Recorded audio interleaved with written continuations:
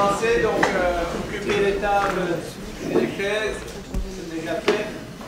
Donc c'est un plaisir d'accueillir aujourd'hui le professeur Michel Rigaud de l'Université de Liège. Alors, il a fait des études effectivement à Liège depuis il y a peu de temps, une habilitation à l'Université de Paris-Sud, à Orsay.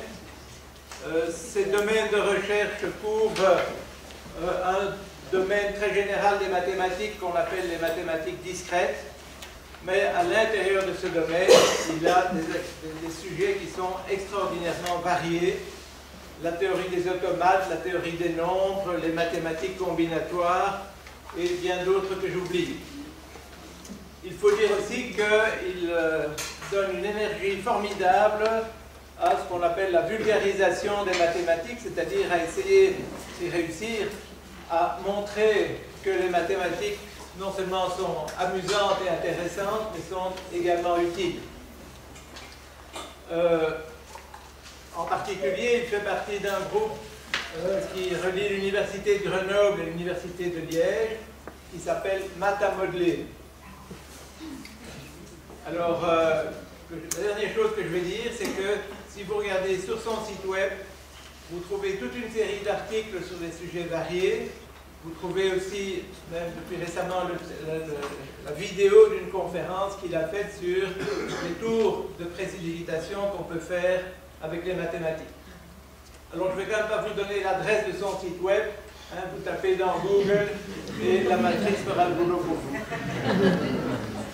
Merci pour l'invitation. Donc, pour ceux qui ont difficile de prendre note éventuellement parce qu'ils sont debout, ce genre de choses-là, donc comme Luc vient de le dire, si vous allez dans Google, vous tapez Michel Rigaud, ça marche très bien, mais sinon, voici le site web correspondant et en fouillant un petit peu, on peut retrouver le beamer de la conférence et un petit texte qui va avec. Ça va, je parle assez fort pour les gens dans le fond, c'est très bien. Donc oui, effectivement, c'est cette matrice cachée de Google, c'est sûrement plus ou moins la 50e fois que je fais l'exposé. Donc je dois dire que hier soir, je n'ai pas relu pour donner l'exposé aujourd'hui, je commence à connaître un petit peu par cœur. Et c'est un de ceux que je préfère, parce que ça montre vraiment que toutes les maths qu'on apprend dans l'enseignement secondaire, à partir de la 5e secondaire, ben on les retrouve derrière Google. Alors Google, j'imagine que tout le monde connaît Google. Et pourquoi tout le monde connaît Google? Parce que j'imagine que vous et moi, quand on a une recherche à faire, on tape un mot-clé, et la force de Google est d'aller trouver les pages web intéressantes parmi des millions de pages web. Donc vous devez savoir qu'il y a maintenant largement plus que 10 milliards de pages web sur Internet. J'ai pris deux mots-clés tout à fait au hasard, le mot-clé matrice par exemple. Parce qu'entre le mot-clé matrice, vous voyez qu'il y a presque 10 millions de pages qui parlent de matrice. Et pour celui qui aimerait bien le football, il y a presque 300 millions de pages qui parlent de foot. Alors l'amateur de foot, il pourrait passer sa vie à écumer les 300 millions de pages web. Et la force de Google, c'est de faire quoi? C'est de vous donner une liste, et peut-être que le premier lien, voire le deuxième lien, voire le troisième lien, aura de l'intérêt par rapport aux mots-clés que vous avez rentrés. Et donc la grande question qu'on va se poser, c'est comment classer ces milliards de pages web pour pouvoir ressortir les pages les plus intéressantes, celles qui m'intéressent, celles qui vous intéressent. Alors, les personnes qui ont répondu à cette question-là, voilà leurs photos, peu importe vraiment à quoi ils ressemblent, mais c'est Larry Page et Sergey Brin, mais retenez leurs noms pour mon exposé parce que les noms de Page et de Brin vont revenir à plusieurs reprises au cours de l'exposé. Et pour ne pas traumatiser, mais là j'imagine que j'ai des amateurs de maths face à moi, mais typiquement quand je vais dans une classe et je ne veux pas traumatiser les gens directement avec trop de maths, la question que je pose, je ne veux pas savoir qui est bon en maths, on va changer un petit peu, j'ai une classe face à moi, et je demande qui est bon en sport. Et chaque élève de la classe, ou ici on peut demander chacun parmi les gens qui sont face à moi, vous pouvez répondre ce que vous avez envie. Donc ça veut dire quoi? Chacun, on pose la question à tout le monde, et chacun répond en me donnant une liste de 1 nom, 2 noms, 10 noms, pour qui considérez-vous être bon en sport. Donc l'élève qui est là, par exemple, on lui pose la question, et lui il dit, tiens, en sport, moi je trouve que ces deux-là sont bons. Puis un autre élève répond, non, moi je trouve que pour moi il y a un seul élève qui est vraiment bon, c'est lui. Et je vous ai dit, vous pouvez répondre ce que vous avez envie. Donc par exemple à moi, si on me posait la question, si je suis dans le groupe d'étudiants qui se trouvent là-bas, moi je sais ce que je répondais. Qui est le meilleur en sport? Moi. C'est pas interdit. Donc on peut très bien répondre, je me considère comme le meilleur en sport. Et donc là, dans ma classe d'une dizaine d'élèves, on pose la question à chacun, et voilà ce que les élèves ont répondu. Alors, je vous laisse regarder, et là, en général, on me répond, bah, tiens, c'est pas trop difficile, on voit qui est le meilleur en sport. Hein. Apparemment, vous allez me dire, c'est celui ici en haut à droite. Pourquoi? Si vous regardez les votes, bah, il a reçu le plus de votes de ses petits camarades. Il a reçu 4 votes, et ce n'était pas le cas des autres. Donc on pourrait se dire, bah, première méthode naïve pour savoir qui est bon en sport, on va compter les votes reçus par les différents étudiants. Mais on aimerait bien y voir d'un peu plus près, regarder un petit peu, analyser la façon dont les gens votent, par exemple. Donc voilà le premier exemple. Bah, l'élève qui se trouve ici, moi j'aurais envie de dire qu'il est plutôt indécis. Pour lui, ah bah celui qui est bon en sport, il y a lui, elle et lui. Il vote pour plein de gens. Il veut se fâcher avec personne, il vote pour plein de copains.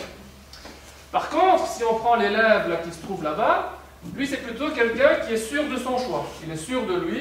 Pour lui, il n'y a pas photo. Il y a un seul bon élève en sport, c'est celui-là. Et donc on pourrait se dire, on n'a pas envie d'attribuer le même poids à tous ces votes. Parce que là, la personne finalement galvaude ses voix. Et donc ce qu'on pourrait faire, c'est on donne une unité ou 1 euro à chacun des élèves de la classe. Et maintenant, libre à l'élève qui vote de distribuer son euro comme il a envie. Donc là, c'est pas trop difficile, j'imagine. L'élève là-bas, il a 1 euro, une unité. Ben, il donne l'euro en entier, il donne son vote tout entier à l'élève qu'il trouve être le meilleur en sport. Et par contre, là maintenant, l'étudiant là-bas, que va-t-il donner pour le vote en bleu foncé? Qu'est-ce que vous donneriez? Un cinquième, ben, et donc là maintenant, on pourrait se dire, ben, méthode un peu plus raffinée pour savoir qui est le meilleur élève en sport, on va compter finalement la somme reçue par chacun des élèves. Puis, je ne vous ai pas tout dit. Ma classe là-bas, les personnes qui sont face à moi, il y a des élèves particuliers dans la classe. Regardez, ici, je vois dans la classe, j'ai regardé le journal ce matin, page des sports, et je me dis, tiens, oui, la personne là au 4e rang, ben oui, c'est bien lui, c'est un grand champion d'athlétisme. Donc là, vous avez un champion d'Europe bien reconnu, donc c'est un expert en sport. Et l'expert en sport me dit, ah vous savez, moi, celui qui est bon en sport, je trouve que lui est bon en sport. Et dans la même classe, assis presque à côté de mon grand champion d'athlétisme, j'ai le nul de chez nul. Celui-là, je regarde ses baskets, il ne sait même pas lasser ses baskets. Et lui, il me dit, oh, vous savez, celui qui est bon en sport, je trouve que lui est bon en sport. À qui va-t-on faire confiance? À l'expert ou au nul de chez nul? Alors parfois, quand je fais l'exposé, toujours quelqu'un pour me dire, bah, vous savez, moi je vais faire plutôt confiance au nul. Alors j'ai une réponse très facile. Demain, vous vous faire opérer. Préférez-vous faire opérer par un grand chirurgien mondialement reconnu ou par l'étudiant qui vient de rater 3 fois son premier bac médecine? À choisir, moi je préfère faire confiance à l'expert. Donc on aimerait bien faire confiance aux experts, on aimerait bien que les votes des experts aient plus de poids. Alors maintenant on va quitter le monde de mes étudiants et de savoir qui est bon en sport. Ce que je veux faire initialement, ce n'est pas trouver les étudiants bons en sport, mais classer des pages web. Alors là, moi j'ai un mini internet avec uniquement 5 pages web. Et donc maintenant, les pages 1, 2, 3, 4, 5 remplacent mes élèves. Et les flèches qui se trouvent là-bas, donc qui étaient les votes précédemment, qui représentent les flèches, les liens existants entre les pages. Donc ça veut dire quoi? Donc, si vous surfez sur la page 1, sur la page 1 se trouvent 2 liens. Quand vous cliquez sur un des liens, il vous amènera sur la page 3. Et l'autre lien de la page 1 vous amène sur la page 2. Et donc ce que je voudrais faire maintenant, c'est classer ces 5 pages. Et pour les classer, j'aimerais bien attribuer un score à chaque page. Et plus un score d'une page sera élevé, plus la page sera haut dans le classement. D'accord? Alors, comment faire ça? Voilà les 2 règles proposées par Sergey Brin et Larry Page. Je vais les lire avec vous, mais c'est exactement ce qu'on a voulu faire avec les élèves qui étaient bons ou pas en sport. Vous voyez, règle numéro 1. On voudrait accorder plus d'importance, donc on aimerait bien avoir un score plus élevé aux pages qui sont référencées par des pages qui font elles-mêmes autorité. Ça veut dire quoi cette règle numéro 1? C'est simplement, on veut faire confiance aux experts. on aimerait bien que le vote du grand champion, du grand sportif, ait plus de points. Ça, c'est la règle numéro 1. Règle numéro 2, on accorde moins de crédit à un lien si le lien vient d'une page qui a de nombreux liens. Cette règle numéro 2, qu'est-ce qu'elle traduit? Elle traduit l'exemple de mon élève indécis. On votait pour plein de personnes, on aimerait bien que ce vote ait moins d'importance. D'accord? Donc les deux règles, c'est faire confiance aux experts et diminuer l'importance d'un vote si ce vote est donné par une personne qui vote pour de nombreuses personnes. Alors peut-être que chez vous, vous avez installé dans votre navigateur favori ce qu'on appelle la Google Bar, une barre d'outils supplémentaires, de petits gadgets fournis par Google. Et peut-être vous n'avez jamais remarqué, mais un de ces gadgets, le petit thermomètre qui est là, si vous regardez bien ce qui est marqué dessus, PageRank. Et donc le petit gadget là-bas vous donne une mesure relative du score de la page sur laquelle vous vous trouvez. Et donc en rentrant chez vous ce soir, il faut regarder ce PageRank là-bas, vous saurez ce que c'est et comment on le calcule. Ok, donc moi je reprends mon mini internet avec mes 5 pages web. Comme je vais faire un petit peu de notes à un moment donné. Et donc mes 5 pages web, je vais avoir 5 scores. S1, S2, S3, S4, S5 pour les scores de 5 pages correspondantes. Et voilà le système d'équations que je propose. Alors, regardons ensemble pourquoi je propose un système comme celui-là. Prenons S3, par exemple, la troisième ligne qui se trouve ici. Eh bien moi j'ai envie que S3, regardez, S3 va dépendre de quel score? Des scores des pages 1, 4 et 5. Alors pourquoi est-ce que le score de la page 3 va dépendre des scores des pages 1, 4 et 5? Si vous regardez les liens existants, la page 3, qui a des liens vers la page 3? Ben justement les pages 1, 4 et 5. Et donc, faire dépendre le score d'une page, ici la page 3, des scores des pages qui pointent vers elle, ça m'arrange ça, pour rendre compte de ma règle numéro 1. Pourquoi? Imaginez que vous savez, par un quelconque moyen, que la page 1, c'est une page très importante. Imaginez que la page 1 a un score très élevé. Ben oui, mais si le score de la page 1 est très élevé, si S3 dépend de S1, ben S3 sera lui aussi relativement élevé. D'accord? Et maintenant, cet observateur, ben regardez ce qui se passe. Parfois je divise par 2, parfois je divise par 3. Vous voyez tous pourquoi? Ah oui, c'est l'exemple à mon élève, il avait 5 votes, on divisait son vote, enfin, le poids de son vote par 5.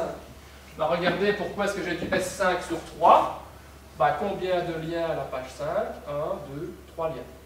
Et donc là, vous vous dites, ben, il était rapide d'exposer, c'est déjà fini. Un système de 5 équations, 5 inconnues, ça ne va pas être trop difficile à résoudre. Peut-être même que les plus jeunes ici parmi vous, vous allez faire un système de 2 équations, 2 inconnues, voire 3 équations à 3 inconnues. Un peu de suspense. Pour tous les niveaux. Si vous avez 5 équations, les règles n'ont pas changé par rapport à 2 équations.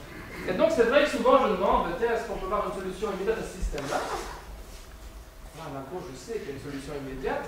Et c'est vrai que si vous regardez, hein, en général, j'ai une fois sur 2 la réponse. Dans une classe du secondaire, ils ont une classe sur 2, il y a au moins un élève qui voit une réponse immédiate au système.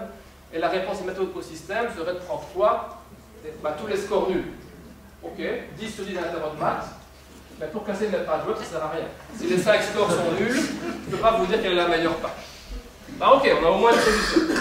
Et donc là, se pose en fait la question générale, c'est, première question, est-ce que je peux espérer avoir une solution non nulle? Parce que la solution nulle ne m'intéresse pas des masses ici. Et puis dans un deuxième temps, la question qu'on se pose souvent, si au moins j'ai une solution, est-ce qu'à un certain sens, j'aurai une liste de la solution? Parce que c'est 2 solutions différentes, pour imaginer, on aura 2 classements différents. Peut-être que ceux à ma droite auront un classement, ceux à ma gauche un autre, et comment choisir le meilleur des 2 classements. Mais je vous rappelle aussi que le vrai Internet, c'est pas 5 pages web, mais c'est au moins 10 milliards de pages web. Donc le vrai système à résoudre, il fait quand même 10 milliards d'équations, 10 milliards d'inconnus. Mais bon, vous avez les règles pour 2 équations, ça ne change rien pour 10 milliards. C'est un peu plus long, mais ça ne va rien changer. Alors là, j'ai repris le système que j'avais au départ, mes 5 pages web, et je l'ai résolu sûrement comme vous l'auriez fait. Donc, par exemple, j'ai juste recopié les équations 1 et 5, et puis dans les 3 autres équations, j'ai substitué. Vous voyez que S1 ne dépend que de S4, S5 ne dépend que de S3, Donc je réécris les trois autres équations. Donc je le fais pour vous, faites-moi confiance. Et si vous regardez maintenant les deux dernières équations qui se trouvent ici, ben, qu'est-ce que vous remarquez? Vous voyez que S3 ne fait intervenir que du S3 et du S4. Et pareil, S4 ne fait intervenir que du S3. Et donc les deux dernières équations peuvent se réécrire comme ceci.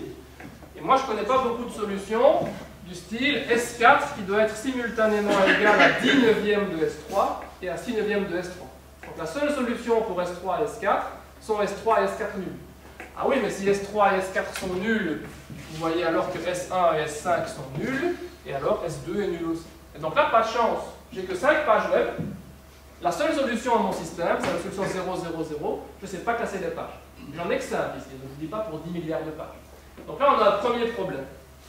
Alors un deuxième petit exemple, pour voir le deuxième problème qu'on pourrait avoir. Imaginez avoir 5 pages web, mais dont les liens existants ont maintenant cette forme-là. Alors juste pour que vous ayez compris, êtes-vous d'accord sur l'exemple maintenant qui se trouve là-bas, que le score de la page 2, c'est S1 sur 4 plus S3. Vous êtes tous d'accord? Je vous le refais une fois. Pourquoi c'est vrai? La page 2, la voilà. Qui a des liens vers la page 2? La page 1 a un lien vers la page 2. Donc j'aurais du S1. Et la page 1 possède 4 liens. Donc S1 sur 4. Et la page 3 a un lien vers la page 2. Donc S1 sur 4 plus S3. Ce système-là, il a au moins deux types de solutions. Regardez, première solution possible, les trois premiers scores nuls, et S4 et S5 qui valent 1,5, ça marche très bien. Et deuxième type de solution, S1, S4 et S5 sont nuls, et c'est les scores 2 et 3 qui valent 1,5. Bon, suivant la solution que vous préférez, vous allez me dire, les meilleures pages sont les pages 4 et 5, ou au contraire, sont les pages 2 et 3. Et même, j'ai envie de dire, les solutions, vous les voyez sur le graphe. Vous voyez? Pourquoi on les voit? Vous avez vraiment une symétrie entre les pages et les liens existants ici. La structure du graphe, donc la structure des pages et des liens existants, est rigoureusement la même au-dessus qu'en dessous. Et cette symétrie va se traduire par les deux types de solutions qu'on a là-dedans. Et donc pour l'instant, c'est pas terrible. Voilà pourquoi mon exposé n'est pas fini après un quart d'heure. On en est à quel point? Vous voyez que a priori, parfois, on n'a que la solution 0, 0, 0. Donc mon premier petit bonhomme n'est pas très content. Je ne peux pas garantir une solution non nulle, je ne peux pas garantir une sorte d'attassement. Et deuxièmement, parfois on a une solution, et pas de chance, on a des solutions incomparables. Et donc là, à ce stade-ci, j'ai deux petits bonshommes pas très contents.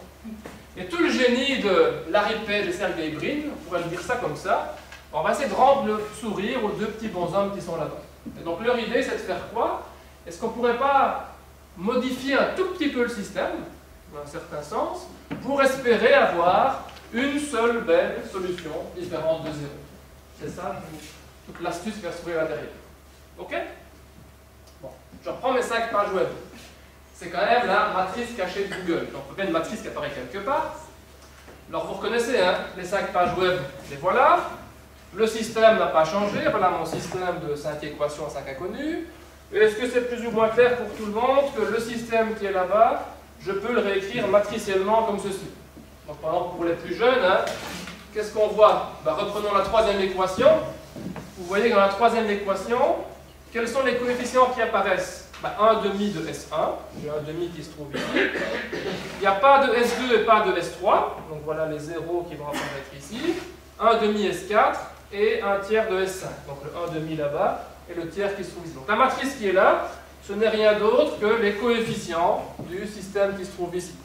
Et si vous savez comment on multiplie une matrice par un vecteur colonne, si vous voulez retrouver le troisième élément, donc la troisième ligne, élément S3, faites la somme des produits des éléments correspondants et vous retrouvez bien 1,5 S1, 0 S2, 0 S3, 1,5 S4, etc. Donc, matriciellement, c'est rigoureusement pareil.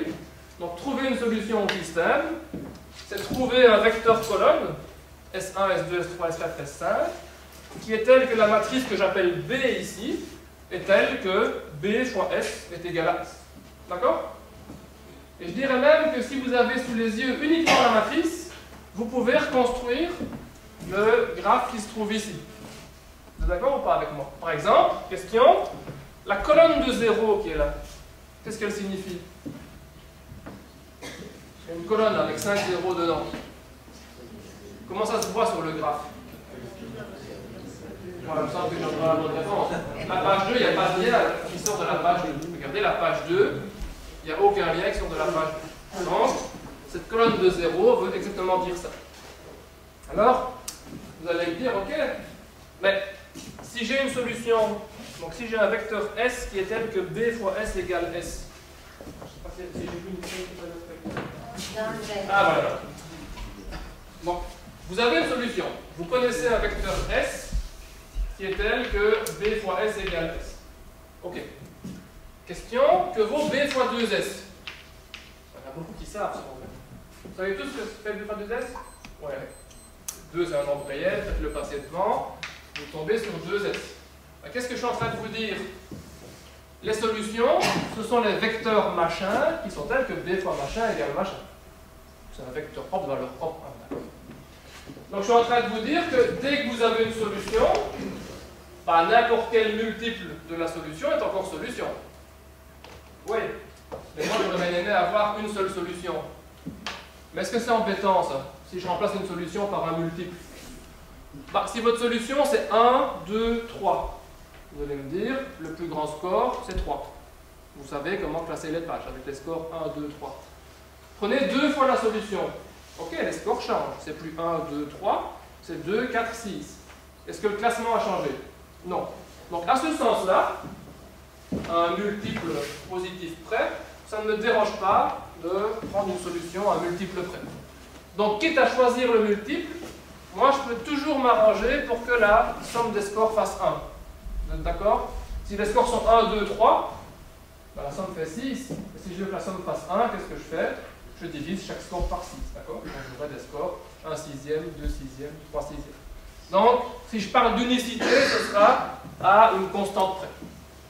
Alors maintenant, voilà le transparent le plus horrible qui va arriver. Là. 5 matrices ou 6 matrices dessus, 5 matrices dessus, voilà. Et là, c'est vraiment ce que fait Google. Alors, vous connaissez la matrice qui se trouve ici? Vous la reconnaissez? C'est la matrice qui correspond exactement à mes 5 pages web. D'accord? La colonne de 0, là, je voulais dire quoi encore? Page n'a pas de lien. Est-ce que sur Internet, des pages sans lien, ça existe? Tout plein. Vous avez un lien vers une photo, vous cliquez sur la photo s'affiche. Ah ben, c'est pas de lien. Je regarde la photo. Il n'y a pas de lien. Je prie pour une panne de courant. Non. Dans la vraie vie, qu'est-ce que vous faites? Vous regardez la photo le temps que vous voulez, et puis après, vous surfez vers ailleurs. Vous revenez en arrière, faites une nouvelle recherche, vous rentrez une adresse qu'on vous a donnée. Donc, après avoir regardé la photo le temps que vous aviez envie, vous surfez vers une page. Mais moi, je ne peux pas vous dire si vous allez surfer vers la page 1, 2, 3, 4 ou 5. Donc, qu'est-ce que je vais faire artificiellement?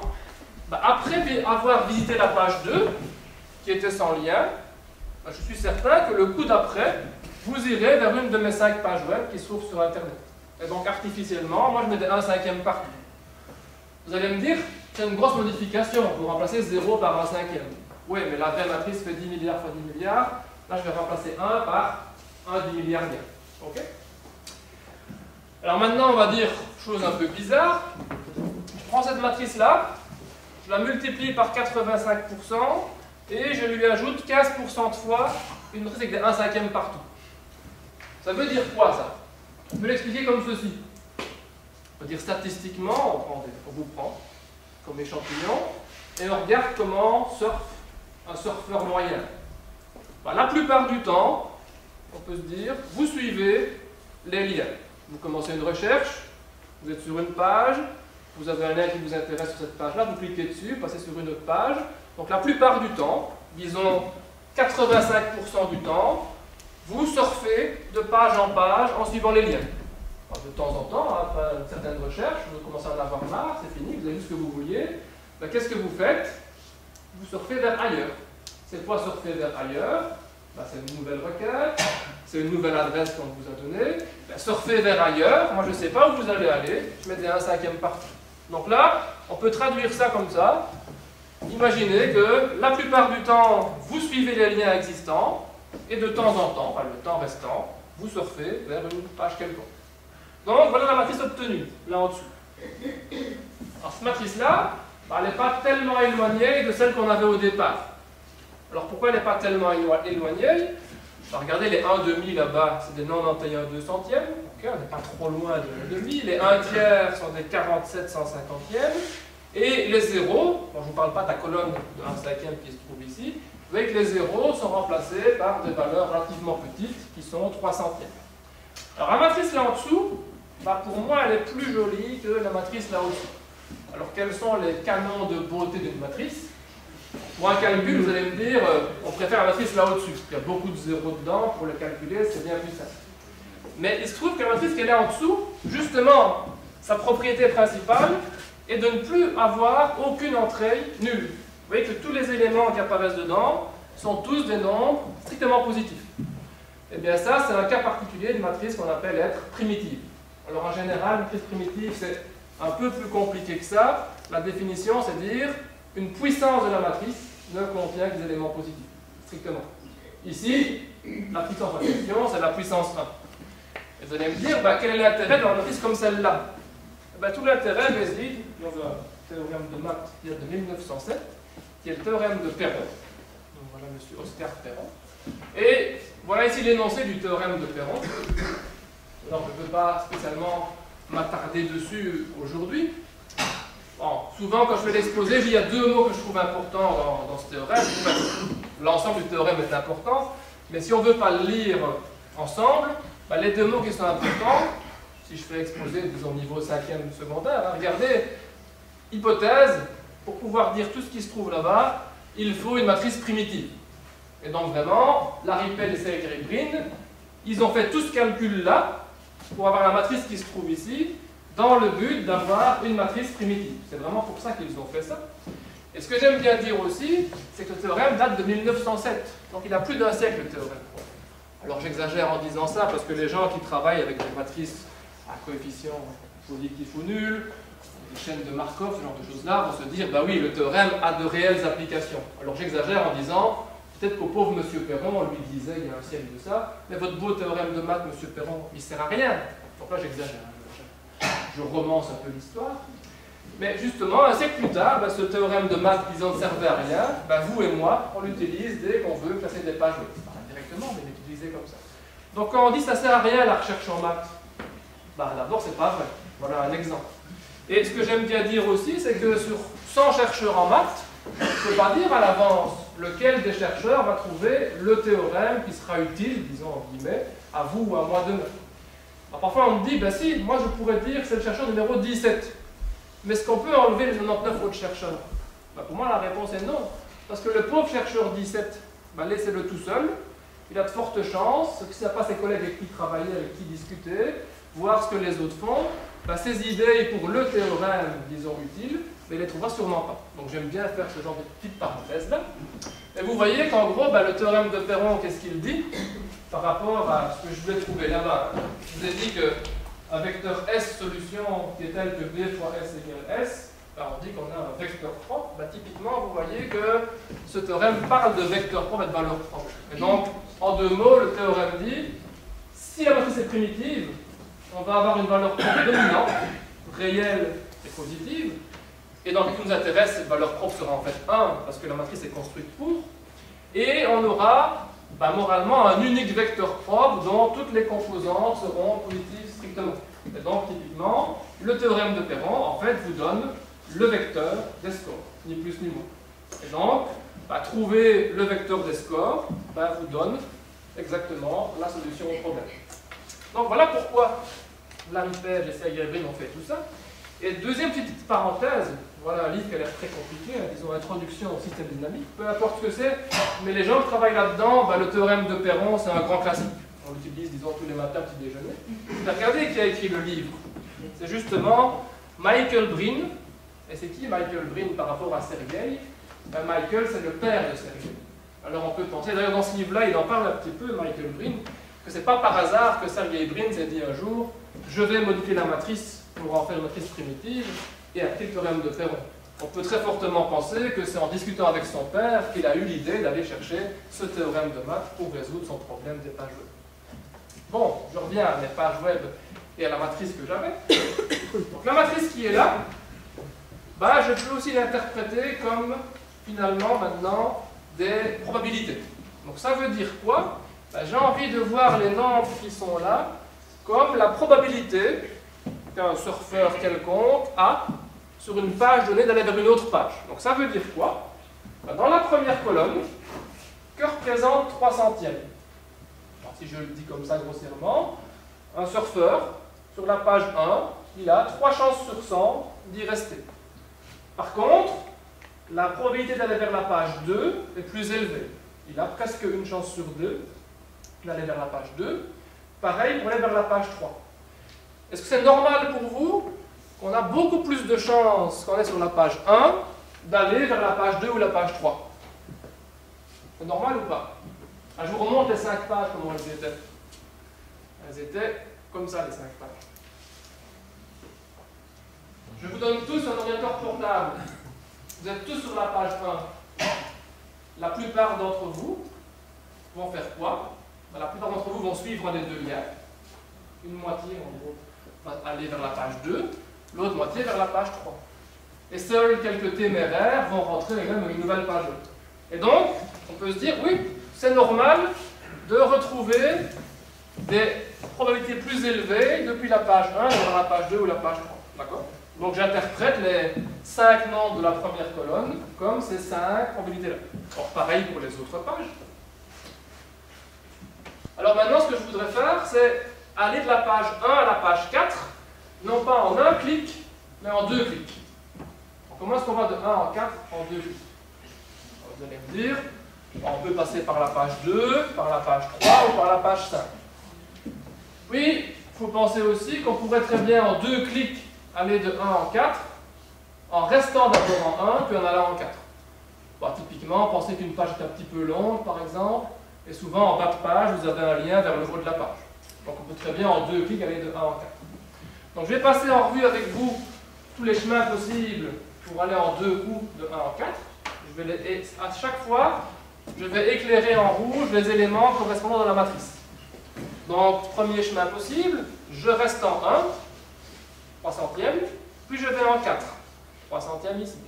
Ou je passe par 2, de 1 vers 2, et puis ici de 2 vers 4, donc de 2 vers 4, deuxième ligne, quatrième colonne, ou on passe par 3, tac, tac, ou on passe directement en 4, et puis le deuxième clic nous fait rester en 4, et dernière possibilité, on va de 1 en 5, puis de 5 en 4.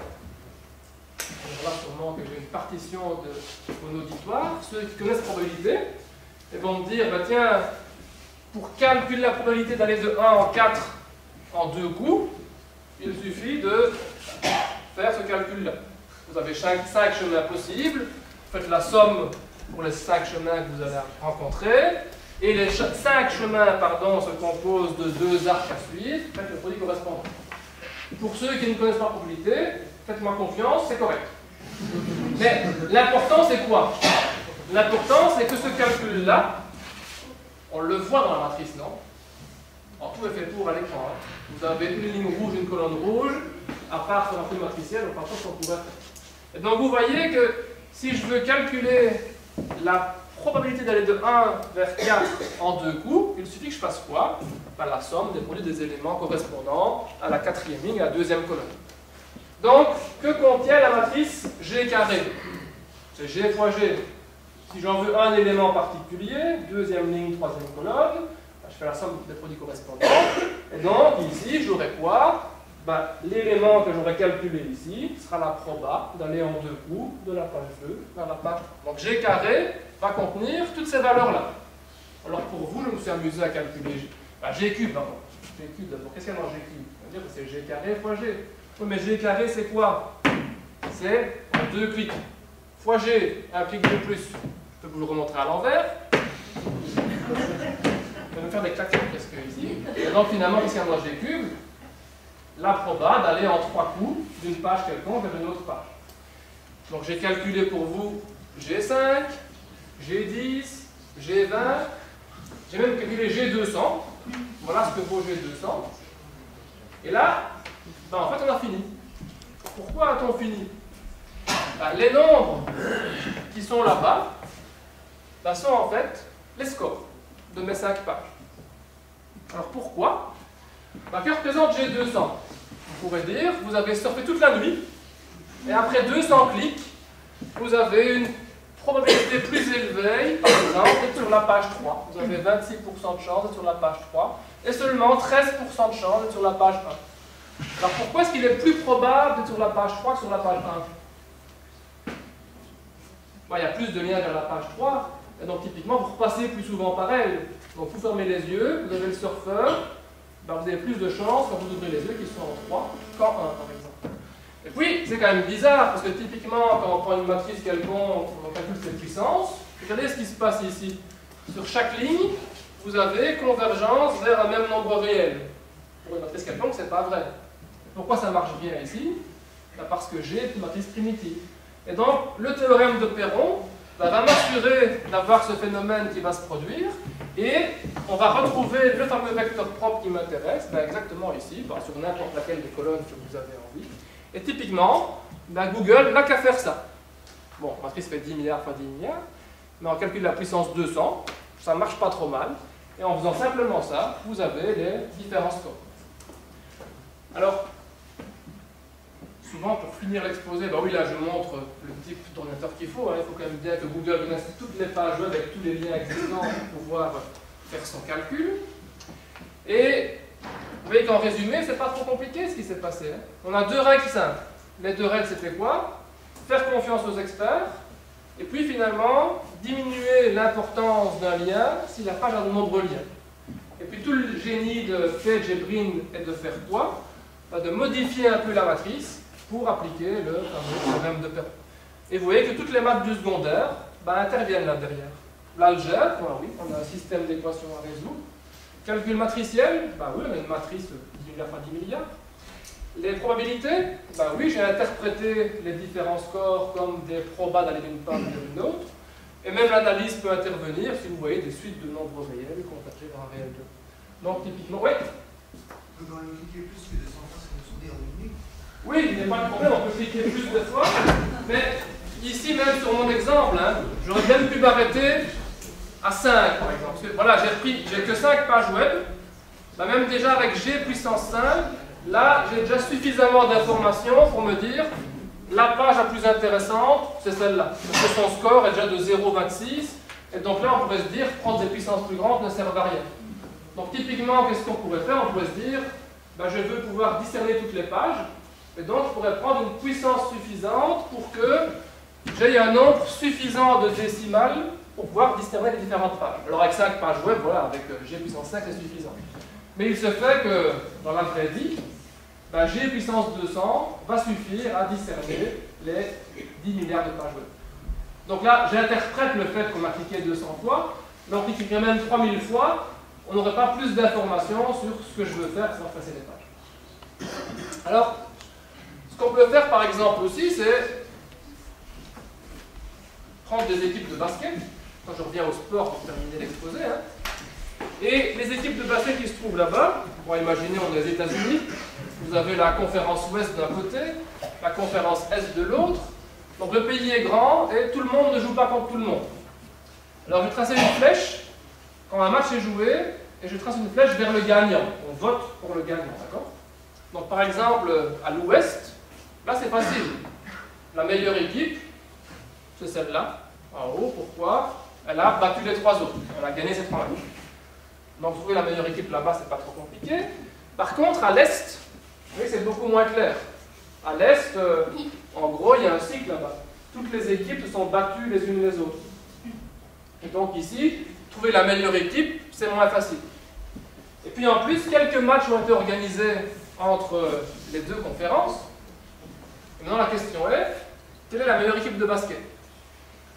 Alors vous pourriez me dire, peut-être que c'est celle-là, pourquoi pas? Peut-être qu'à l'Ouest ils sont tous mauvais, et un moyen parmi les mauvais paraît très bon. Ah non, moi je vous dis, réfléchissez pas comme ça. Qu'est-ce qu'il suffit de faire? Matrice 8 x 8. Qu'est-ce qu'on met dedans? Des 1,5, 1 tiers, 1 quart sur les matchs joués. La modifier un petit peu pour la rendre primitive. Calculer sa puissance 20, peut-être c'est suffisant ici. Et vous avez comme ça le résultat du championnat. Là, les sportifs me diront peut-être oui, mais non, parce que c'est pas les matchs qui ont été joués, c'est l'ordinateur qui calcule qui est le gagnant. Ben non, c'est pas vrai. Parce que la matrice, elle dépend quand même des matchs qui ont été réellement joués. Donc on pourrait faire comme ça. C'est vrai que je suis à Bruxelles aujourd'hui, c'est pas un bon exemple, mais je prends souvent l'exemple de l'année où le Standard de Liège était au coude à court avec Anderlecht. Bon, c'est pas le cas cette année, donc il n'y a pas de problème. Et plutôt faire un test match très onéreux en fin de saison, qui aura peut-être des millions sûrement en publicité, on aurait pu très simplement faire ma matrice de Google et décider qui de Anderlecht ou du Standard avec les champions. Et je ne l'ai pas fait, donc je ne peux pas vous dire si Anderlecht aurait remplacé le Standard cette année-là. Mais un de mes collègues a fait l'expérience, lui. Il fait la même conférence que moi, il a fait ça à Amiens, et il a encodé dans une matrice tout le championnat de foot français de l'année N.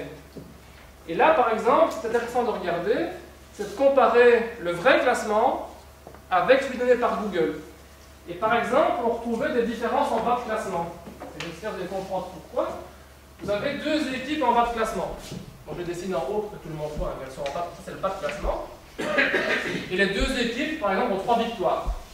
Vous allez me dire, 3 victoires, 3 points du match gagné, elles ont 9 points toutes les deux, on ne sait pas les discerner. Vous me direz peut-être que si, pour faire la différence de but, etc. Donc il y a des règles supplémentaires qu'on pourrait ajouter. Mais maintenant, ce que je vous dis, c'est que les 3 victoires de cette équipe-là, elle est allée battre 2 équipes du bas de classement et le deuxième du championnat. Par contre, l'équipe qui est là-bas, elle a battu 3 équipes comparables à elle du bas de classement. Et bien là, quand on s'amuse à faire le classement donné par Google, là une vraie différence apparaît. Pourquoi? Parce que l'équipe qui se trouve là-bas, ok, elle a gagné 3 matchs, mais une de ces 3 victoires est allée battre un fort. Et donc si vous battez une équipe forte, une équipe qui a un score important, ça va rendre votre score important aussi. Et donc là, quand on s'amuse à le faire, on peut voir de vraies différences apparaître. Alors peut-être avant d'avoir des questions par rapport à l'exposé, j'en pose souvent une à l'auditoire. Vous avez votre page web à vous. Avec ce que je vous ai raconté aujourd'hui, est-ce que c'est vraiment utile, en rentrant chez vous ce soir, de vous dire pour que mon score soit plus élevé, pour mes pages web personnelles, je vais créer 50 nouvelles pages web avec des liens vers ma page.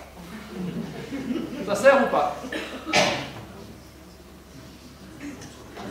Je vois plus de noms que de oui dans... En fait, je vois que des noms, je ne vois pas de oui, et vous avez raison. Pourquoi ça ne sert pas? Parce que les pages que vous allez créer, elles ont un point nul, et un nul qui pointe vers vos pages, ce n'est pas très intéressant. Donc ce qui serait plus intéressant, c'est qu'une page ayant un score élevé pointe et il y a un lien vers vos pages. D'ailleurs, une sorte de business comme ça s'était créé. Si vous avez, vous, un site web avec un point important, avec un page rank important, ce que vous pourriez vouloir faire, c'est vendre vos liens aux plus offrants. J'ai un site intéressant avec un score important, et alors je vends quelques liens, comme ça, vous en échange, votre site apparaîtra plus haut.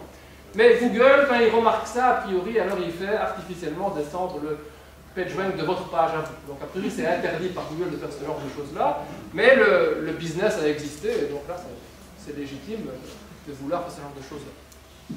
Donc voilà, en gros, ce que je voulais vous raconter. Je ne sais pas si vous avez des questions.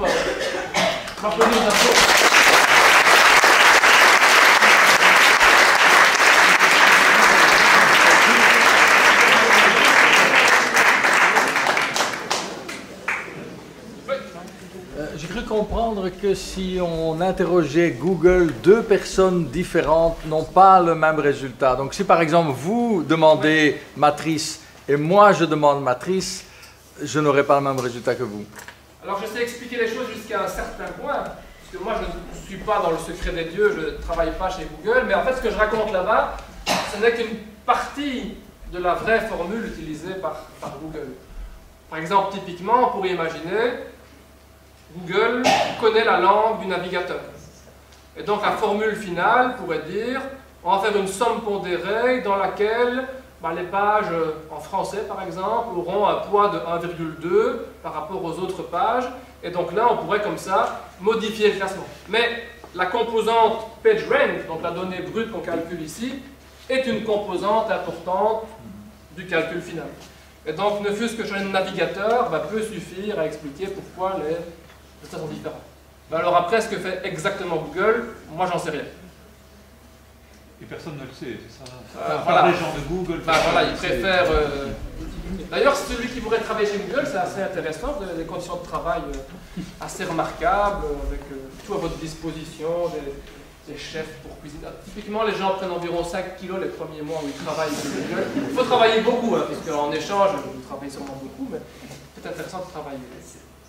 Et alors, qu'est-ce qui se passe chez Google? Est-ce qu'effectivement, ils passent leur temps à calculer ces puissances de 100, de ces matrices? En gros, il faut 3 jours de calcul pour remettre à jour le vecteur de PageRank. Et alors, il y a aussi deux raisons pour lesquelles on prend les 85% là, et les 15% dont j'ai parlé ici. Bon, je vous ai dit comme ça, voilà, on va y arriver. Hop. Je vous ai dit comme ça, statistiquement, on pourrait se dire que les gens surfent 85%, on suit les liens, à 15% du temps, on ne les suit pas. Mais on pourrait réfléchir autrement, on pourrait se dire, ce qui est important, c'est la vraie structure Internet. Donc c'est les vrais liens existants entre les pages. Et en fait, la partie qui est là est assez artificielle, mais elle sert à quoi cette partie-là? Elle sert à avoir des entrées toutes positives, strictement. Donc on aurait très bien pu prendre une autre combinaison. Imaginez prendre 99% et 1%. Ça aurait le même effet. Mais on s'aperçoit, là, quand ils font véritablement les calculs, que au plus la valeur va tendre vers 1, au plus la puissance nécessaire de la matrice pour pouvoir discerner suffisamment les scores va devenir importante. Et donc voilà, si on prend un coefficient de 99%, il faudra un exposant par exemple, de l'ordre de 20 000. Et là, c'est plus praticable de le faire en 3 jours. Et donc, il y a une raison aussi, ne plus que pratique, de prendre ce 85%. C'est en termes de la masse de calcul à effectuer. Donc, voilà une partie de la réponse. Et alors, ils doivent calculer avec un nombre énorme de décimales s'ils veulent classer. Oui, mais ça, je ne connais pas le nombre exact de décimales. Alors, quand ils font le calcul, ils ne le font pas brutalement non plus comme ça. Ils peuvent décomposer la matrice en une matrice creuse. Donc, il y a quand même des techniques, pas brutalement, prendre la puissance de 200, la matrice énorme, en la décomposant convenablement. On s'arrange pour limiter les calculs. Mais ils ont un bon ordinateur. Ils ont un bon ordinateur, c'est un peu. Oui, on peut. Oui, il y a plusieurs écoles. Il y a une dizaine d'années, il y en avait qui étaient quand même parvenus à truquer les résultats, parce que quand on faisait une recherche sur Miserable Failure, on tombait sur la page, la biographie de George Bush sur la page de la Maison Blanche. C'est comment il faisait ce genre? Ben là, c'est peut-être un problème d'indexation plutôt que de calcul de PageRank dont j'ai parlé ici. Donc, typiquement, que doit faire Google? Ben, ils ont des petits robots qui doivent arpenter le web en permanence pour finalement regarder les pages qui apparaissent. Et ils doivent indexer. Donc, c'est plus des problèmes d'informaticiens plutôt que de mathématiciens, alors, pour savoir quel est le contenu de telle ou telle page. Alors là, techniquement, comment est-ce qu'on peut faire penser que ma belle page qui parle du théorème de Perron, en fait, ne parle plus du théorème de Perron, mais on parlera de George Bush ou de Sarkozy récemment, on a fait pareil aussi. Donc là, techniquement, il faut contourner le petit robot que Google passe son temps à arpenter en permanence. C'est un peu comme nos rues maintenant. Je ne sais pas en dire plus non plus. Là. Et il y avait une question là aussi, ouais. J'ai entendu parler qu'il y a une nouvelle génération de moteurs de recherche ontologiques. Enfin, est-ce que ça utilise le même système de matrice? Parce que normalement, on regardait par rapport aux mots, ouais. Maintenant on regarde par rapport au contenu. J'ai pas la réponse non plus, mais ici, typiquement, en fait, tout le classement que je donne est finalement indépendant du contenu. Le classement qui est calculé ne dépend que des liens existants entre les pages. Donc par exemple, si je reprends mon exemple du tout début avec ma classe et on demande qui est bon en sport, là on ne se tracasse pas de savoir si ce sont des garçons ou des filles. Et les garçons et les filles peuvent voter indifféremment pour des garçons ou des filles. Et donc ce qui importe dans le classement, c'est qui a voté pour qui, et c'est la seule chose qu'on regarde. Et donc là, on va calculer le vecteur des scores pour tous les élèves de la classe, que ce soit des garçons ou des filles. Et c'est qu'en deuxième temps, quand on va demander par exemple, tiens, qui sont les garçons qui sont bons en sport, qu'est-ce qu'on fait? quand on analyse tous les élèves classés par score décroissant, on va uniquement aller en extraire les garçons, par exemple. Ben, c'est typiquement la même chose qui se passe ici. On calcule le PageRank indépendamment des contenus des pages. On calcule un score de chaque page, juste en fonction des liens existants. Et alors après, dans un second temps, ben, qu'est-ce qu'on fait? Si j'entre le mot-clé matrice, peut-être que la meilleure page qui parle de matrice, tout le monde s'en fiche des matrices, hein, peut-être que la meilleure page parlant de matrice, elle a un PageRank très très bas. Mais c'est pas grave. Même la meilleure page parlant de matrice, même si son PageRank est de 0,001, ce sera quand même la meilleure parmi celles parlant de matrice. Et donc là, moi je ne sais pas ce dont on parle exactement, mais si c'est plutôt un problème de savoir quel est le contenu d'une page donnée, ben c'est un peu indépendant de ce que je raconte. Ben alors, est-ce que chaque moteur de recherche, il n'y a pas que Google, on pourrait prendre AltaVista ou d'autres moteurs, là non plus je ne suis pas dans le secret des dieux sur ce qu'ils font exactement, mais de ce que j'en sais, la plupart des moteurs habituels, bah, si ce n'est pas cette méthode-là, c'est une variante de cette méthode-là. Juste une petite remarque. Donc c'est très chouette l'exposé, puisqu'on voit bien les maths qui sont là. Et bon, je regrette juste que Google n'en dise pas plus, parce qu'on se dit qu'il doit y avoir pas mal de techniques vraiment élaborées qui sont utilisées. Alors juste une petite remarque à propos des puissances de G. On n'est pas obligé de calculer G, G carré, G cube. En fait, il vaut mieux calculer G, G carré fois G carré, qui donne G4, G4 fois G4 qui donne G8, et oui, on monte beaucoup plus vite ainsi. Ou comme je disais, je ne voulais pas en parler ici, mais il y a moyen de décomposer la matrice pour faire apparaître une matrice creuse et aussi limiter les calculs à faire. Donc là il y a des choses qu'on sait sur les optimisations des calculs de puissance, il n'y a pas de problème.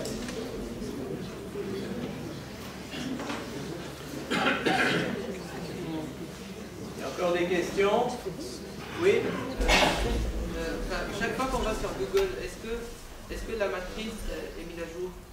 Ben voilà, typiquement de ce que j'en sais, on peut dire que c'est plus ou moins tous les 3 jours qu'on met la matrice à jour. Donc, et certains me disent, ah ben oui c'est vrai, moi les pages que j'ai créées, je les ai préparées après une semaine par exemple. Parce qu'il faut le temps qu'elles soient repérées, qu'elles entrent dans la matrice et que le calcul se fasse. Et c'est aussi une autre raison pour laquelle on aime bien prendre ce 85%, parce que sur Internet, ben, des nouvelles pages se créent et disparaissent tous les jours. Et donc si on avait aussi une valeur plus importante de ce coefficient, ben, on serait beaucoup plus sensible aux petites fluctuations existantes. Et donc là, prendre ce coefficient, ben, non seulement est intéressant du point de vue calcul à effectuer, la puissance n'est pas trop grande, mais aussi on a une certaine stabilité par rapport aux petites fluctuations des pages qui apparaissent et disparaissent tout le temps. Ces coefficients 0,85, 0,15 sont vraiment les coefficients utilisés dans l'article original de PageRank, oui.